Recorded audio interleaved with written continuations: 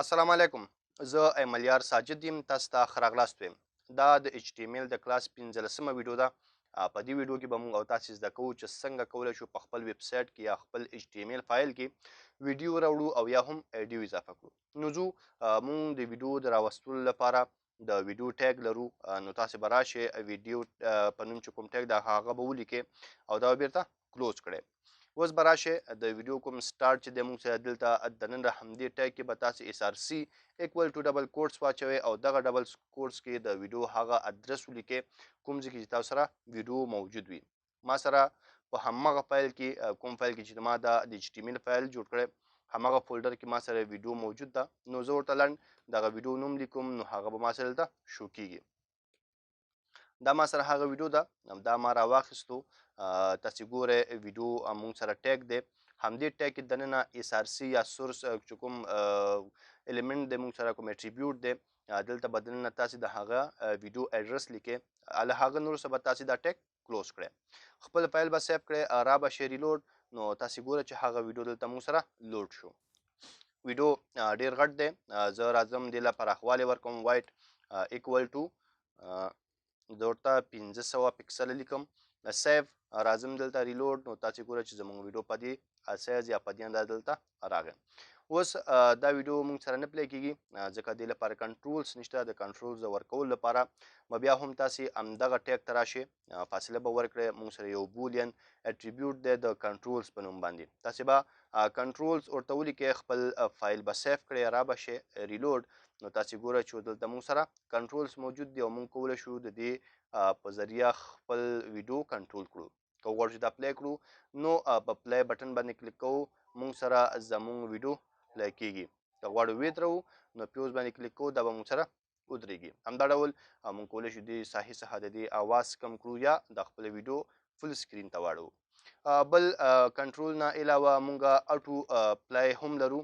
یعنی کله چې غواړو څوک زموږ ویب سایټ ته راځي یا زموږ پاڼه خلاصوي نو په خپله ویډیو دې ورته پلی شي. نو چې کله راشو او ریلوډ نو چې هر کله څوک نوی راځي زموږ ویډیو به ورته خپله پلی کیږي. هر کله چې تاسې خپل دا فایل ریلوډ کړئ یا یې ریفرش کړئ نو تاسو سره به دا ویډیو پلی وي. اوس زه غواړم دغه ویډیو دې پلی شي خو اواز دې نه وي. نو د هغه لپاره به راشئ بل اټریبیوټ دی موږ سره میوټډ په نوم باندې. دا به تاسې ورته ولیکئ. سیف به یې کړئ. را به شئ ریلوډ. نو تاسې ګورئ چې زموږ د ویډیو غږ نشته او ویډیو به موږ سره پلی کیږي. یعنی اواز یې موږ سره خاموشه شو. همدا ډول موږ سره یو بل اټریبیوټ د پوسټر په نوم دی. مثال زه غواړم تمنیل ورکړم. په دې ویډیو باندې یو عکس ورکړم چې کله ویډیو ان پلی نه وي هغه عکس دې وي. کله چې بیا پلی کیږي هغه عکس دې لرې شي او ویډیو دې پلی شي. نو زه راځم اټو پلی له دې ځای څخه لرې کوم ځکه زه نه غواړم ویډیو مې بیا خپله پلی شي.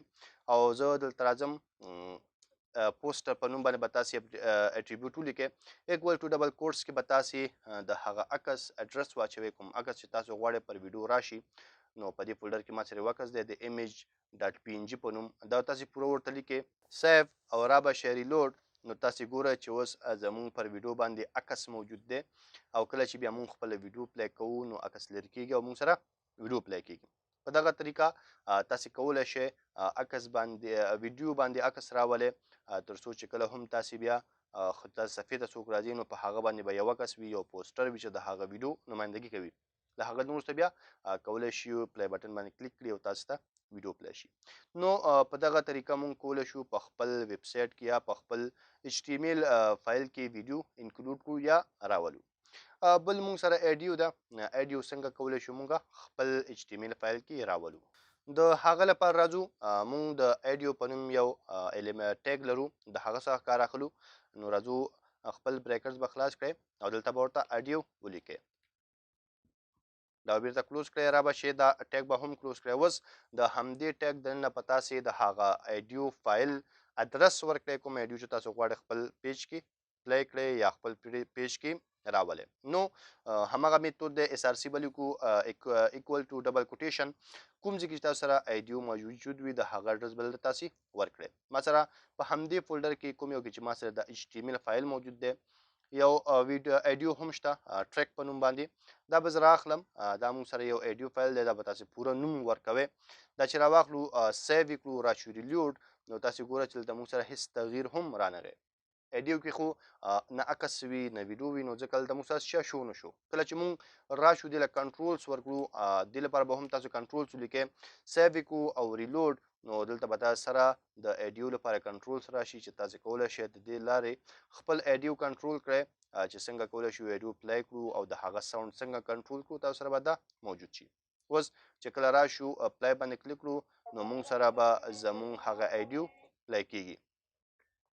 بل هماغه اټریبیوټس چې کوم موږ هغه ته استعمال کړي دلته هم استعمالیږي. مثال زه ورته وایم چې څوک هم زما ویب سایټ ته راځي، نو زما دغه ایډیو دې په خپل ورته پلی کېږي. نو اټو پلی ورته لیکو، راځو چې کله هم زموږ صفحې ته څوک راځي یا موږ دا صفحه ریفرش کوو، نو ایډیو به په خپله پلی کېږي.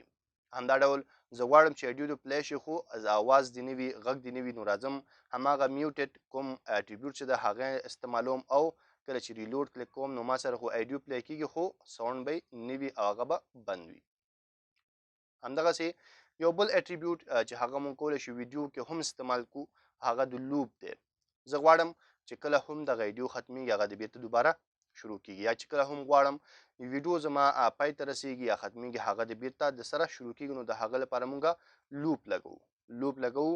سیف راشو ریلوډ، نو را به شو دلته مثال دغه ساحه ته تر څو زمونږ ایډیو خلاص شي. نو اوس چې کله زمونږ ایډیو خلاص شي هغه به بیرته د سره خپله پلی کېږي او لګېږي به.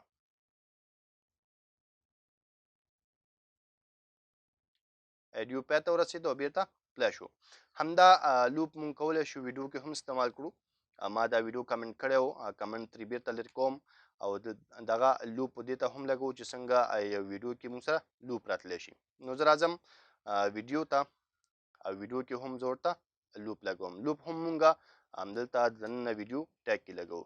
لوپ سیو کله چې راشو خپل دغه ویډیو یا خپل دا فایل ریلوډ کړو، زه دا ویډیو پلی کوم، لږ زوم اوټ کوم چې مونږ ته ویډیو ښکاره شي.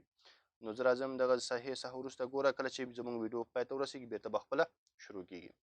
نو تاسو ګورئ چې زموږ ویډیو پای ته ورسېده خو بیرته شروع شو. نو دا زموږ سره هغه د ویډیو او د اډیو اړوند کوم اټریبیوټس چې دي او کوم ټیګس چې دي هغه دي. په دغه طریقې موږ کولی شو خپل ویب سایټ کې یا خپل ایچ ټي ایم ایل فایل کې ویډیو او اډیو اډ کړو. ویډیو لایک کړئ، له ملګرو سره شیر کړئ، ما په دعاګانو کې یاد ساتئ. تر بیا د خدای په امان.